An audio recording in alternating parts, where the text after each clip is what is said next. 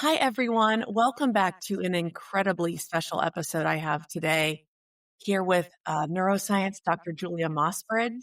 She is a cognitive neuroscience and consciousness researcher, and it is launch day for her book, Have a Night Future. I am thrilled to be able to do one of the first podcast interviews since the launch this morning, and the thoughts on and the reflections on love and the interconnectedness that we all share is something that we hit on in a separate interview and realized, oh my goodness, we need to do this one on one and to dive deep into what it means to live from a higher consciousness and a higher awareness. Dr. Julia, thank you so much for being here today on Inchstones. Thank you. Thanks for having me, Sarah. And thanks for wearing your beautiful gold sweater on launch day. I guess it matches. This is one of those things. It's actually not even a sweater material. It's so soft and fuzzy inside. It's beautiful. Thank you. Shiny. Thank you. So, before we begin, you hold space for so many of the different shared experience and lived experience of non-speakers, and it's become so foundational to your work. So before we dive in, I want to say thank you because as the audience I serve of women, mothers, and caregivers of children with profound autism and that are non-speakers, it is such a gift to know and continue to connect with the researchers that are doing the work that augment and reflect the things that we see every second of every day being in the presence of our children. So I wanted to hold space for that first because there is never enough time to sit in the gratitude for the work that you do. So thank you for that. Wow, thank you. I've just begun. I'm excited to be doing more in the coming year, and I could tell you more about that.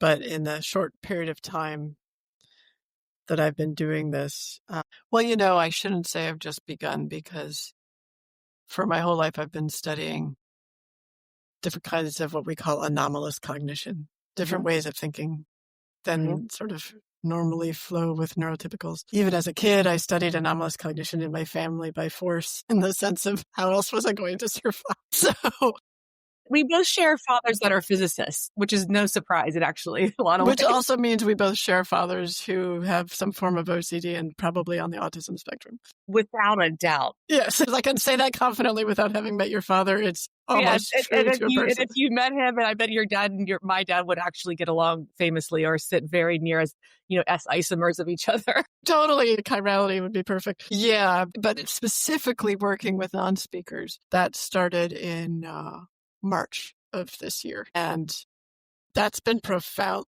I feel like I found my people. That's a luxury to know that you said that, to have found your calling and your people, and to say it with such joy and depth and groundedness below it. That's amazing. Well, yeah, because these people, so when you're a smart woman who's very creative and thinks outside the box, as they say, although that phrase irritates me because there's the box is this tiny part of the, where's the box? I have no idea. I've never been even part of the box. But can't even locate the box. But when you're a woman who's like that, your experience is different than men who are like that. Yes. And so I've been hearing a lot because I work a lot in technology and science, and I hear a lot from men who are my age or older. So I'm in my 50s, men who are in their 50s, 60s, and 70s. And they talk about how, as soon as they realized how smart I was, I skipped grades and then they took me out of school and then I started working for the government and all these things. And I'm like, interesting. That's not how I was treated, even though I had the same test scores. Right. And so it's being with people who are like that and who are not sort of defending their status, who are really, really brilliant, but aren't defending their status and are not sort of used to the egoic competition about who's smarter, yada, yada. That's what it feels like to be with non-speakers. Here are people who see and experience the same things that I do, and they know about things in the same way that I do from the inside out. Mm-hmm. But they're not, I haven't met a non-speaker who's like, well, I'm better than that. I'm sure that might exist, but I have not met a non-speaker who's into that egoic thing. It just feels like that's much more left hemisphere, and non-speakers seem to me to be coming more from the right hemisphere in most of what they do. So yeah, it really does feel that way. Tell me then, as it is launch day for your book, what are you most proud of in sharing the process of writing it? You said it's about 100-page, digestible book. It's not nothing too lengthy. What do you feel most proud of with it? I cannot wait to delve in and experience it as a mother to non-speakers. Hopefully, we learn ethically required to do as a humanity. Well, I love that question. What are we ethically required to do? So there's two things that come to mind. One is I love that book. It's my favorite book of all my books. And that's not always true. Like sometimes I'll publish a book and I'll say it's okay, but it's not, I don't like it as much as that book. This book is my favorite book of all my books because I said exactly what I wanted to say, exactly how I wanted to say it. And I didn't apologize to anybody. It's like, sorry, this is the thing. And that's just feels so freeing. I feel very free about it. So that's the first thing. The second thing that I want people to know about it is that freedom comes from telling my truth. So in the book, I not only tell my truth when I'm writing this story to help people feel the connection between their insides and the outside world and the spirituality and the love in that connection. So that's, but then that had its own act, like it had its own act of power on me, just writing about that. I wasn't going to include the second part of the book. It was going to even be 60 pages. Right. And the second part being what you The realized. second part is, as I went through that process again, as I was helping people go through it, obviously I was helping myself go through it again, this recognition of my own disclosure. And I realized I had to speak the truth and really investigate my own experiences as a kid being in this special gifted and talented program. And I put gifted and talented in air quotes because it was really creepy. Now, before I sort of go into that program and what that has to do with ethics, I want to be very clear. Gifted and talented programs are very important. They bring people who are thinking differently or really just too smart or not smart, too exploratory in certain ways of thinking for the mainstream. And they really need to be opened up and allowed freedom to explore in Yes. some particular subset of their intellect or their creativity. Gifted and talented programs are fantastic. So I do not want to put down gifted and talented education at all. It's very important. Okay, so the part that I objected to is I was put in this gifted and talented program without permission from my parents. So I told them I was in it. And then I told them the parts that I felt comfortable telling them about. And there were parts that I didn't feel comfortable telling them about. And that's weird. So the parts I felt comfortable telling them about is like, well, they tested my IQ like 30 times, different ways. Like, that's insane. I know how to take an IQ test, let me tell you. And this is ridiculous. Mm-hmm. And my mother at the time was getting her master's degree at Northwestern in learning disabilities. She ended up leading a school for people with non-speaking autism in Northern Illinois. So it's very interesting that I learned from her in some things. But she did an IQ test as part of her training. They had to learn how to do IQ tests. So everyone used their kids, right? So I came in to do an IQ test. I was like, oh, this again. I mean, it's like, Old hat. It's like sitting at a therapist. You're like, what do you want to know? okay, and the next question is going to test my spatial memory, right? Exactly. All right. Oh, you guys are all really happy about my auditory memory being so good, right? Wait till you get to the next question. I'll tell you. Great. So, Oh my gosh. so that was weird. But that was kind of like, okay, I get it. For a gifted and talented program, you're going to want to know, like, in what way is she really, like, why is she different?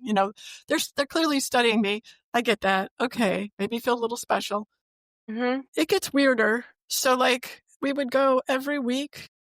We, being like me and one other person from the gifted and talented program, would go every week to the nurse's office and get our hearing tested. And I'm putting that in air quotes because I actually studied psychoacoustics in graduate school and I actually know what a good hearing test is, and those were not hearing tests. They were giving us bizarre little, but much higher frequency than I just produced tones, especially in our left ears. And they were having us do weird exercises with the tones, probably related to whatever the Monroe Institute was doing at the time, I'm guessing. And that guess, I don't know for sure, but that's based on the follow-up program. So my program was called SOAR, which creepily stands for Students on Active Research. It stood for that when it first came out. That's a creepy name. And what year did that come out? Well, SOAR came out near Augusta, Georgia first, as far as I can tell, in the early 70s. Right. And then I was in Illinois, and they changed the acronym to something like, also creepy, like Scholarly Opportunities in the Academic Realm, which also, like, you guys are bad at acronyms. Like, You need to have us figure out the acronym. Right. Like, at least we can help you with that. So we could do the work for you and give you a free acronym for it. please. Oh my gosh. So anyway, it started down there. It started with the wife of, I'm just saying this because she's dead already. I read this in her obituary. She's the wife of a man who was at the Savannah River nuclear lab. And then, interestingly, both the counselor and that ran the program or set up the program in our school's district up in Illinois, and my teacher had relationships to Savannah River Nuclear Lab through their husbands. Yeah. So this is like, so that's an interesting read. And over the course of the book, at the end of the book, I won't tell the whole thing, but basically I come to the conclusion that they were the government or government contractors. It doesn't matter, because if government contractors are working for the government should, be aware of what they're doing, and they're responsible for what they're doing. Whoever it was administering this program. They were studying the effects of radiation, ionizing and non-ionizing radiation. And whether it was from our parents, because everyone in my class had a tie to the federal government. My dad worked for the Department of Energy. My best friend, her father was Army reservist, but then her uncle worked for the Department of Energy. It goes on. There was an Air Force kid, et cetera, et cetera. No matter who was administering the program, and I just want to just say this very carefully, I don't know who was administering the program. I also don't know where the program originated. But whoever was doing that for the government was doing it, I believe, to do something good. I believe that they believed they were doing something good. I believe that they were unearth something positive from the humanity of children that were put into exposed to radiation. Exposed to radiation, right? Like, let's screen for people who had a positive, like who had these like special skills as a result of it. I mean, it sounds like a comic book. It does, right? It does, but at the same time, you think someone thought of this, and it does have some roots that potentially are ethically really positive. So I applaud that. I would feel the same way. Maybe that's the mindset that I try to lead with as well. But yes, continue. Yes, exactly. The reason you and I both feel that way is because we know that we have experience going through times when things are really rough, and you have to go through the trauma. You have to go through the recognition. I'm not even talking about my lack of memory of what happened in this little room with me and this woman, and then this woman and her husband. I know that they were there. I know that I would go down the hall. I could see the lockers. I would dread the walk there. Something would happen in the room every week, and then I would leave, and I would dread the walk back. But that was related to this program. Probably it was the counselor of the school and her husband, both Air Force related. So who knows what I was doing in that room and what I was trained to do. There was weird thing like drinks they gave us. There was weird crap, right? Yeah. But I have been through the part of my life where I've been like, all right, my family was difficult. There was a lot of mental illness, a lot of eccentricity, a lot of some frank neglect and abuse. And what I learned from that process is that when you come out the other side, like, it's really important to disclose to yourself what went on, and to be in therapy and to work with it, or however you need to work with it with a mental health practitioner. And then when you get to the other side, you recognize everyone was doing the best they could, period. Yes. And so there is this program, or has been this program, and I'm not convinced it doesn't still exist. But anyway, there was this program in the 80s. There was this program in the 90s. There was this program in the aughts. And it has gotten a little bit of more relationship with the non-speaker world in the following way. So in my class, there weren't any non-speakers because that was in 1980, 1981. No one was, there was no integration of the classroom. In the aughts, a fellow named Jordan Jozak, you can find him, I think he goes by Merciful Martin on X. He's out of the closet now, talking about his time in the aughts, being taken away from his family and put in a day program. They tried to make it a boarding school, or maybe it was a boarding school, I forget. But anyway, for people who were special education program. Mm-hmm.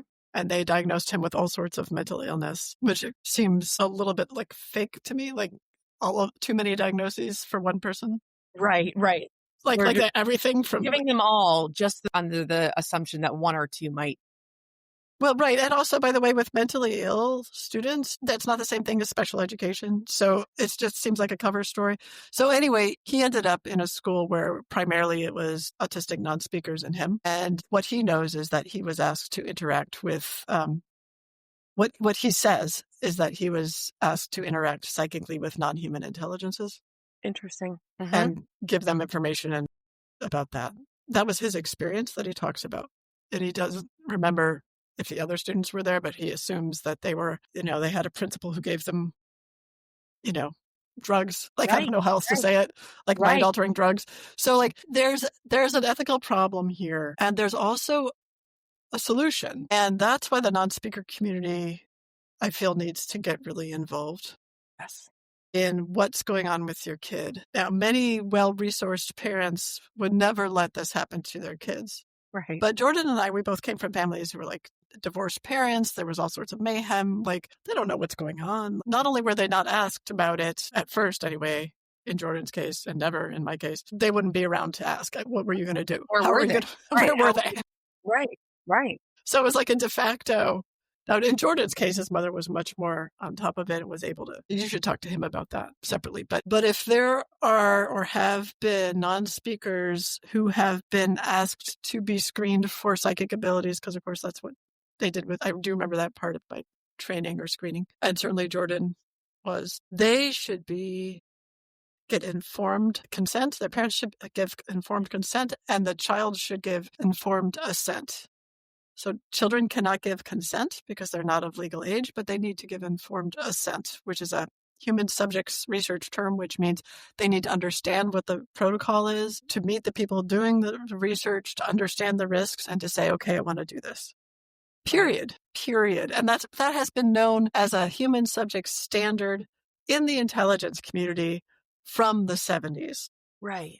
So the fact that this was going on after that was already known to be an ethical problem is an issue if you assume that these contractors or the government intelligence communities were involved. Mm-hmm. And if it's still going on in the aughts, it's a further issue. I know it shouldn't become shouldn't seem such a surprise to me because that doesn't seem that long ago. And it's not that long ago. Not that long ago. And I graduated high school in 2001. And I'm sitting here thinking about my own experience in public school and those gifted and talented programs. And I know that I'm going to go through a journey in reading, Have a Nice Discernment. Have a Nice Disclosure, but I like how you renamed it Have a Nice Discernment. Sorry, I'm my own discernment and it's coming here right now. Yes, but no, Have a Nice Disclosure, that the what and the who and the why and these ethical questions. I mean, my body right now is brewing. It does make you angry. And at the same time, what I always come up with, because I work with people, I live in the DC area. My neighbors and some of my friends are involved in the intelligence community. I really respect them. I have a colleague who does a podcast with me, Carmen Medina. She used to, be the deputy director of analysis at CIA. She's one of the people I respect most in the world. Right. I don't think this is a thing where those bad people are just doing bad things. This is not an us versus them thing. This is like someone felt so compelled that it was so important for our country and maybe humanity to understand different ways of thinking, my bet is to understand the effect of radiation on students, that they administered this program for decades. And they also felt that they better keep it quiet. Mm-hmm. Or else some problems would happen. I don't know what those problems are, but we are in the age of disclosure now, speaking of films that are coming out soon. Right. And so it's like, it's time to just say, everyone was doing the best they could with the information they had at the time. We can do better. I still think it might be very important, based on what I've seen working with non-speakers, to harness their capacities to do good in the world. Absolutely. I think that might be very important. But we have to do it in an ethical and sustainable way. Full stop. Yes. Period. And to do it from I think so much about the population I serve of these women and mothers and caregivers with this deep maternal instinct and desire to bring their children to the best version of themselves, to do exactly what you said, to provide such meaning to what the next age of understanding and of ethical, improvements for our world. And I Yeah. can't see there being any other pocket of leaders like mothers aligning with what you're saying. We want it to be ethically sound and to have everyone rise from this. Of course. I mean, there's no not to. It doesn't, and I'll tell you, this likely adds more work to the day to day, and that's okay. It's amazing when you realize how deeply a mission can be embedded in a way that lifts everyone else to then create more energy for you to keep going. And I think that the audience that listens to this would feel so fueled by this work, so fueled. Because that's who needs to do it. I'll tell you, as mothers, we have this experience of, I created this being. I mean, yes, like this being came out of me, or if you adopt a child, this being was delivered to me by the universe, right? So it's like this being has been magically brought to me, no matter how this baby got to me. And all I want is for the universe to see and honor and cherish the gifts that this being has. Right. And so I feel like we're the ones who we really get diversity of thought because, like you can see there's diversity of thought even between you and one child, even if you have one child. If you have two children, there's a diversity of thought between you and the children and your partner. And, it's just, and none of that is not to be loved. That's right. That's And right. so, You and I hit so many deeply beautiful pressure points together, but the unconditional love that is so centered in both of our work, while we're in different, obviously genres of this level of consciousness work, it hits so deeply because it is true, Julia, that the being that we have for our children, or even just in the work that I'm doing to elevate others doing it, feels so unconditionally full of love, yeah. without a doubt. There is nothing else that can rattle that because it's so tied to my maternal instinct. Yeah. And this is not to say if you don't have children, you don't have that. It's just that what we're talking about, right? Because there are people, first of all, there are men who have that, right? Who are parents and who are not parents. Mm-hmm. There's women without children who still have that. So it's just that it's something that is easily accessible, I think. You can even say this scientifically. Like one of the most accessible ways to ask people about unconditional love is, are you a mother? Do you have a child? It's so primal. There's so much evolutionary discussion about it, whether or not current science wants to augment and support or not. It is so deeply baked in, and you can go to any group of mothers, whatever their children are, and you will likely have a resounding 100% raise their hand and say, yes, I feel that. Yeah, and maybe they might say, well, I did feel that when my baby was born, and like sometimes I have a hard time because now my kid's like, 17. Right.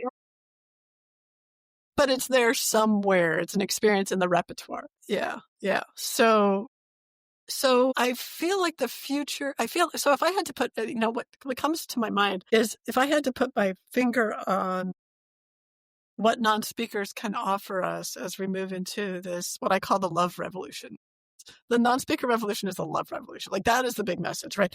And it feels like what they have to offer us, sort of, if you have to put an analytical or a conceptual label on it, is the deep awareness that the insides of ourselves are bigger and more important and influential than the outsides. And so, because they evidence all the time this capacity to connect on the inside. So what does that mean? That means, like, in a practical way, what that means is good luck with secrets, right? Right. Which is really radical. Like if you take that from your family and culturally, like good luck with secrets. And love has physical influence. It's not just a feeling. It's not just a human weakness. It's in fact like a natural force that they tap into that they could show us how to tap into, but that's not their job.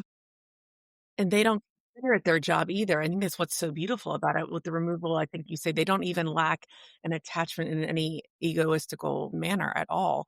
That the beauty is that it almost bring about a physical, like you say, the love revolution of it to those that experience it. And I know that that's one of the gifts that I have in being their mother is experiencing that over and over again. But then when it's experienced by others in the most natural of ways without any ego-driven desire to do anything but to just share from the inside.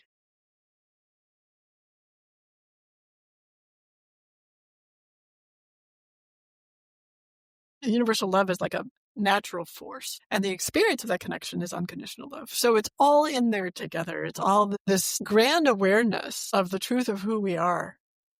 And that's the next, that's the love revolution. And I'm very excited that that's what's coming, because it's coming like today. I couldn't agree more. I always laugh in having a non-speaker that's both a boy and a girl, and Yeah. how differently I've watched the shared conscious nature of the love between the two of them so differently in just being a boy and a girl. And again, it's Can you talk about that a little more?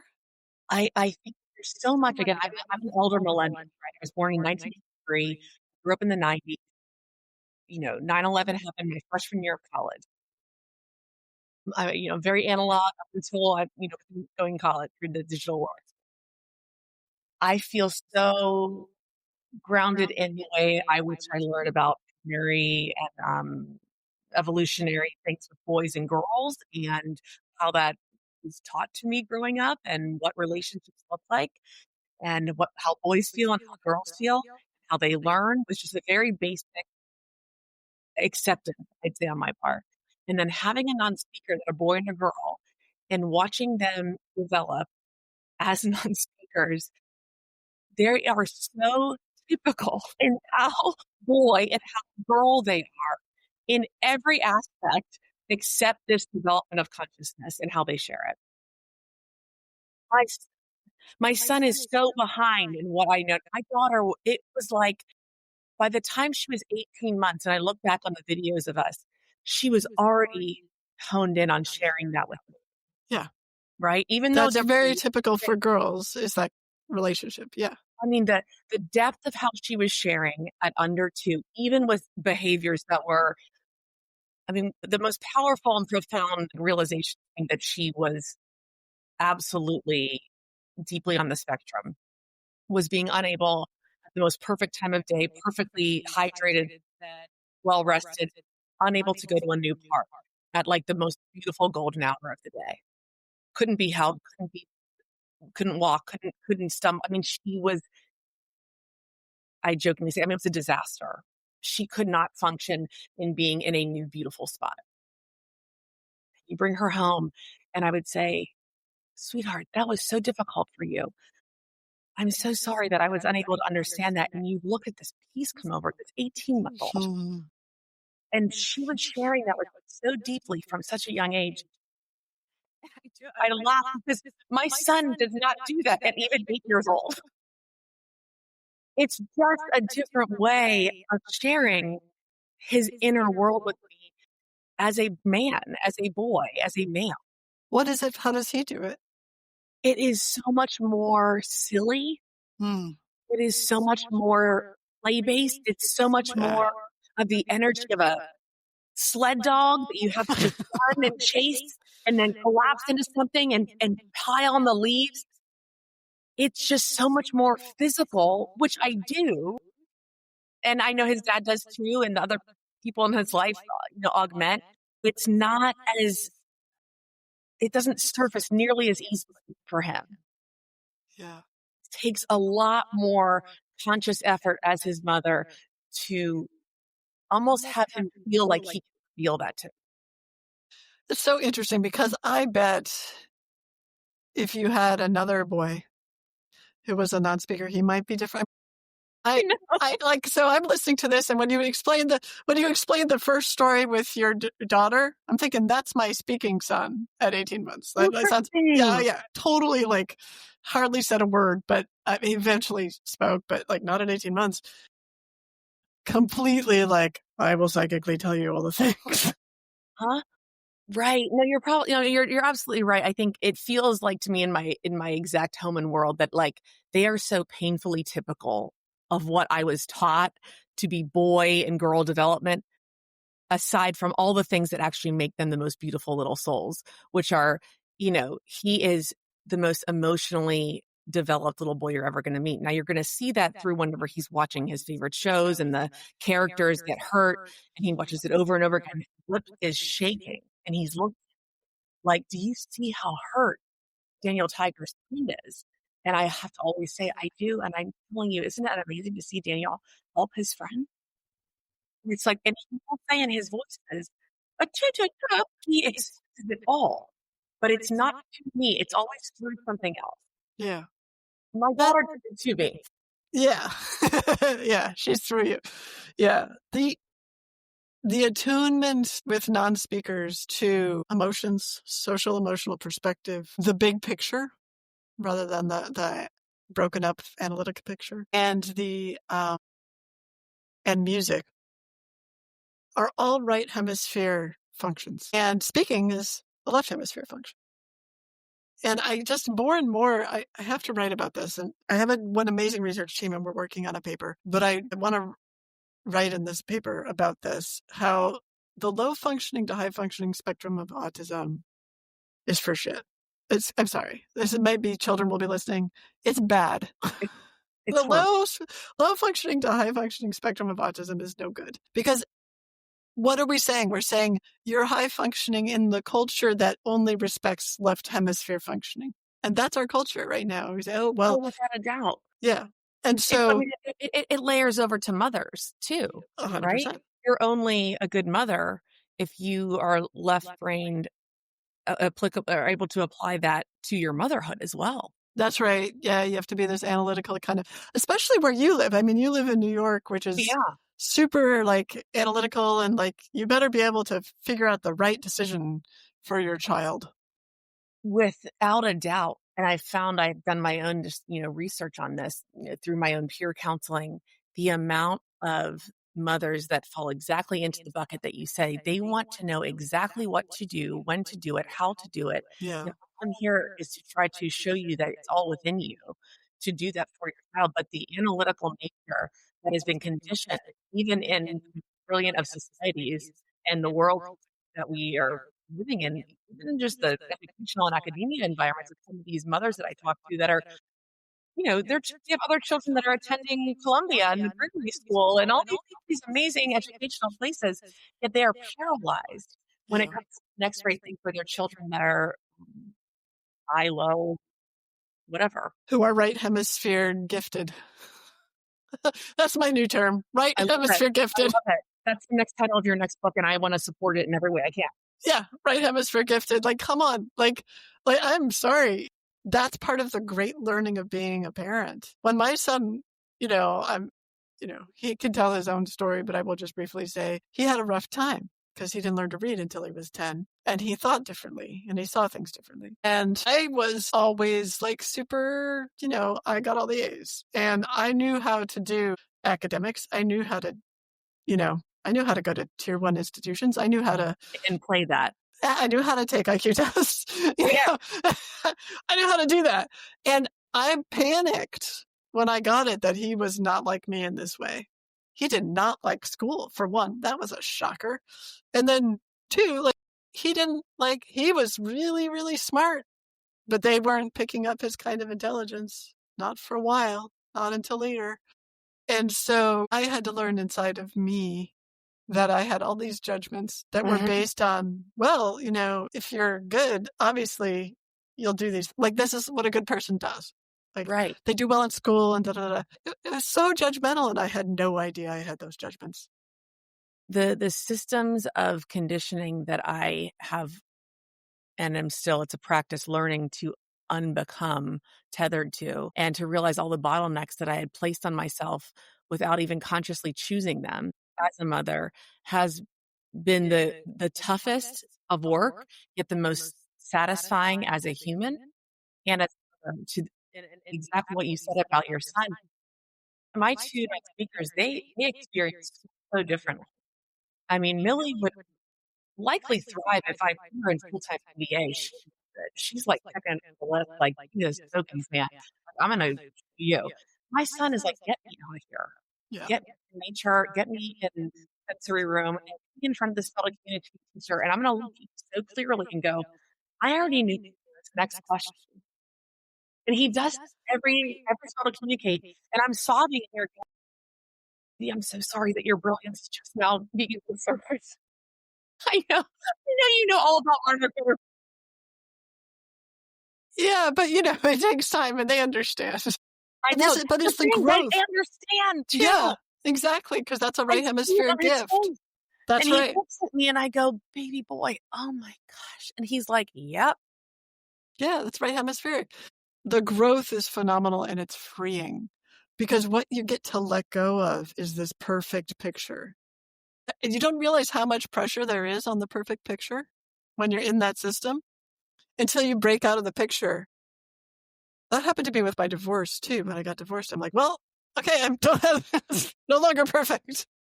No longer perfect. Like, I get to, I mean, I'm divorced as well. I mean, I get to choose. Like, I can put all the scaffolding aside and build what it feels intuitive to myself, Yeah.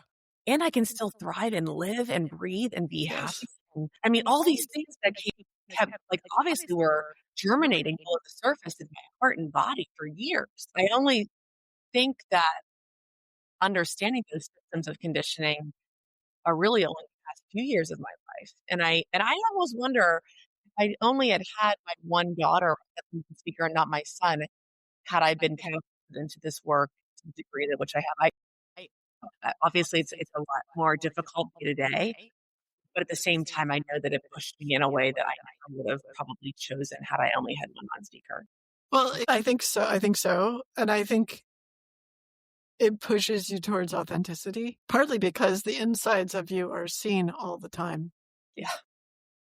Yeah. Again, good luck with secrets. So it's like, Well, I have offline, I will share with you something that my non-speaking daughter said upon coming off the bus after a few days that I didn't see her when she was with her dad. And the first thing she said just blew my mind. And it wasn't even a dirty secret. It was just something that I had just learned from my mother. I thought, Mills, if you ever have me questioning you, please just remind me of this moment. She just said something really quick on her talker and then walked right into the living room. And I thought, she knows. yeah, It doesn't even matter. yeah, It yeah, doesn't right. matter.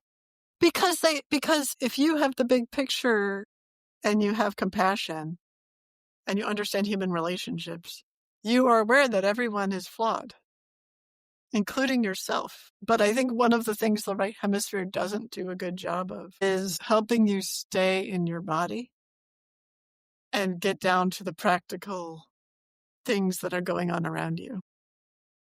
Yes, meaning and measurement are constantly like this. Or where are you relative to the people around you? Like, you're very aware of the people around you, but could you draw a map of where you are relative to those people? Like, that's what I'm really excited about. Is it okay to start talking about some of the work I plan to do I would next? love to. That's what I was going to delve right into that. Yeah. So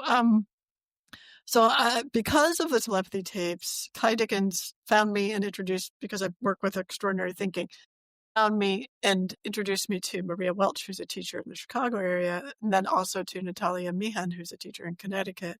Both work with autistic, non-speaking individuals. So I've been working with them, and then Jeff Tarrant, PhD out in Oregon, who has also been working with non-speaking individuals, and then also Damon Abraham, who is a PhD from University of Denver in cognitive affective science, and he started being on our team. So we started rolling this team. Then my son joined the team to create stimuli for the non-speakers.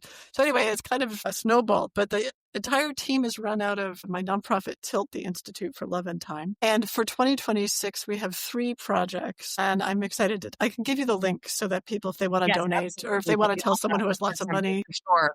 Yes, exactly. So the 3 projects are one, which is the one I'm about to talk about is fully funded. So if you get excited about it, great, know that it's going to happen. And then take your money and put it somewhere else. The other 2 projects. So the first project is a new curriculum for non-speakers. It'll be called the Bridge curriculum. And you can sign up to learn about it at bridge2thriving.org. And it's being created by Maria Welch and Natalia Meehan.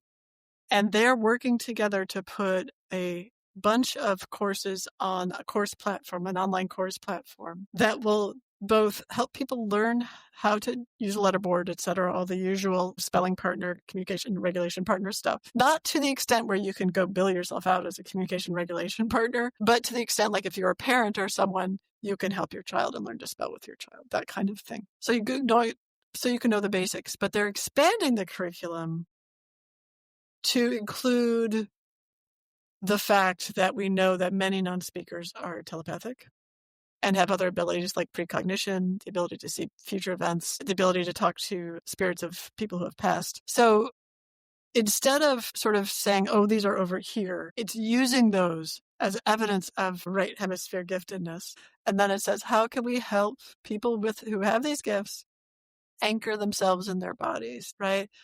So that what got me thinking about that is I was imagining one task on the curriculum. I have to talk to Maria and Natalia about this, but one task on the curriculum could be, asking a non-speaker to respond on a letterboard about, please explain the relationship right now between where your body is in the room and the body of your spelling partner.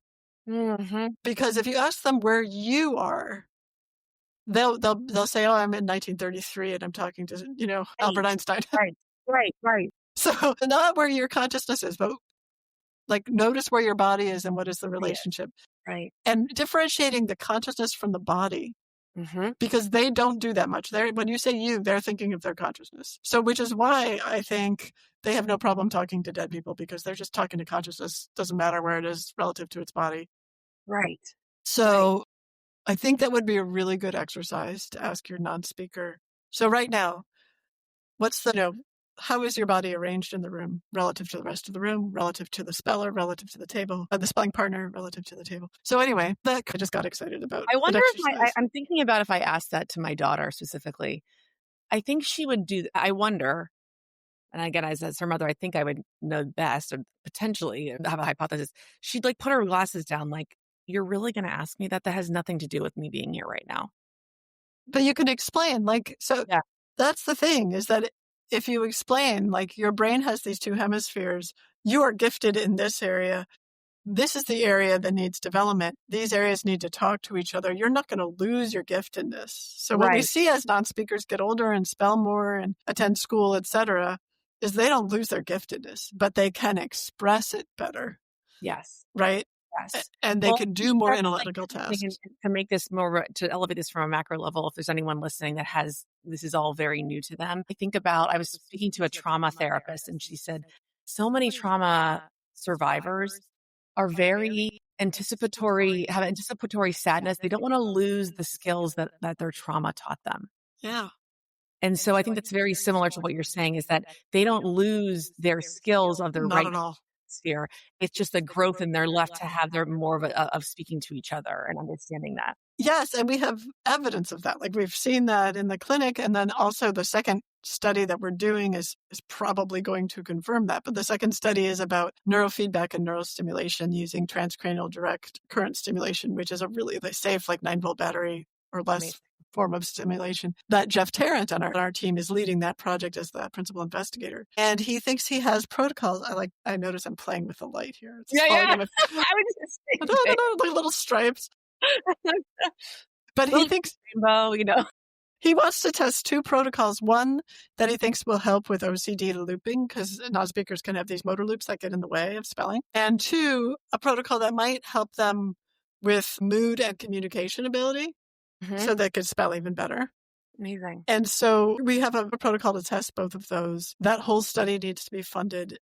I think it'll be amazing. But what we've seen so far from people who have, non-speakers who have used the transcranial direct current stimulation, TDCS is a lot easier to say, is that they haven't lost their ability at all. In fact, some of the most gifted speakers psychically have also gained some speech and gained some capacities. So capacities on the left hemisphere. It's not like you have to give that up. I agree that parallel to the trauma, you get to own everything that is in your life, all of the things that are in you, and you get to grow and change and develop in ways that you want to grow and change and develop. And that's part of school. So I think sometimes when we talk about how amazing non-speakers are, we forget that they have to grow up and go to school and learn too. I was actually talking to another mother about that who said, how do you know that Millie and Mac are in the right place now? And I've had, the pandemic was during Millie transitioning out of like the preschool, kindergarten, ABA to a more private, autism-based education. So there was a lot of years where I didn't even have access to the schools potentially to tour and to understand due to the pandemic. But I say all that now, when people ask, how do you know? How do you know? And I said, I don't. Just like any other parent, I don't. I never am 100% knowledge to in the right place. But she's also listening too, and so is her brother. And they're Yeah. part of the family. And I wish I could send them both probably to totally different schools, but I have a typical daughter as well. There's only so much that I can do, and I feel grounded in knowing that I'm doing the next right thing always for them and for our family too. Well, and the anxiety, how do you know comes from an anxiety place. Absolutely. And it's just the anxiety is if I don't do the right thing, they're going to be damaged. And honestly, there's very few things that people can't recover from. I mean, if I ever told you about my childhood, you'd be like, wow, so you recovered from that. And then I told you about my mom's childhood. And Well, I was speaking to another scientist recently who said we forget a lot of systems have to fail before something becomes a disorder. yeah, yeah, We are a really tough species. yeah, we are very tough. Yeah.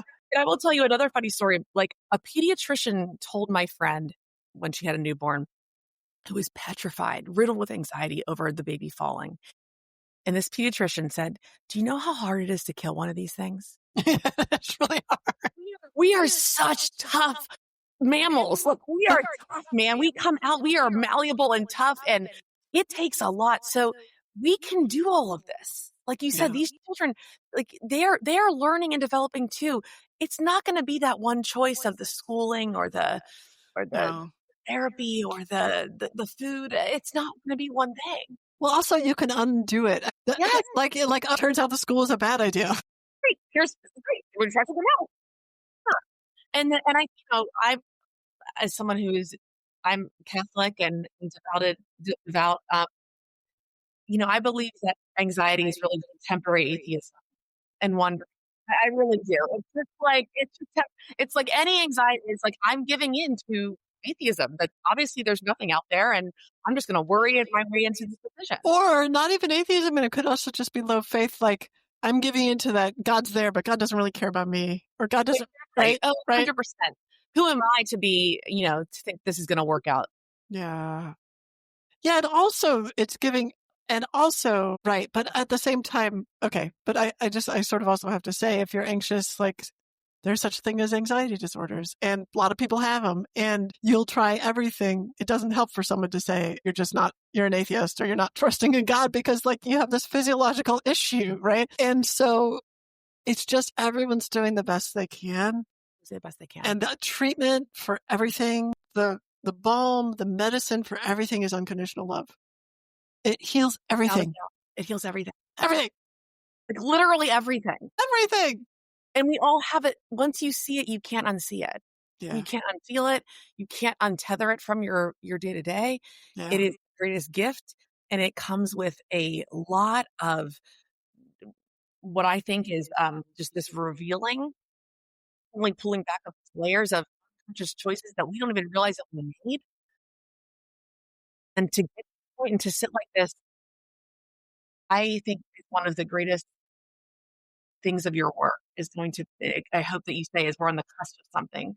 This is the next phase, this love revolution.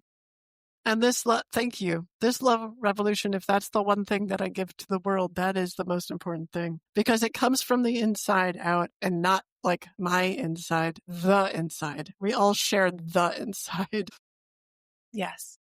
Well, I'm so thankful for this conversation today, and I will be loading every link and fundraising opportunity for anyone that's listening as well. And I think that you're putting back in a very different way for the mothers and caregivers, parents, family members, clinicians, therapists. What we all do know, but we are so afraid to talk about, is that this is unconditional love at its core, Yep, at its very, very core. And leading from that is not wrong. It's never wrong. It's never the wrong choice. that's right. Would you like to And say anything and about this before we end our conversation? I just want to say, like, even unconditional love for yourself. I mean, so some people put unconditional love as soon as they realize its power on their list of things to do. And then they Mhm. blame themselves for not being able to experience it.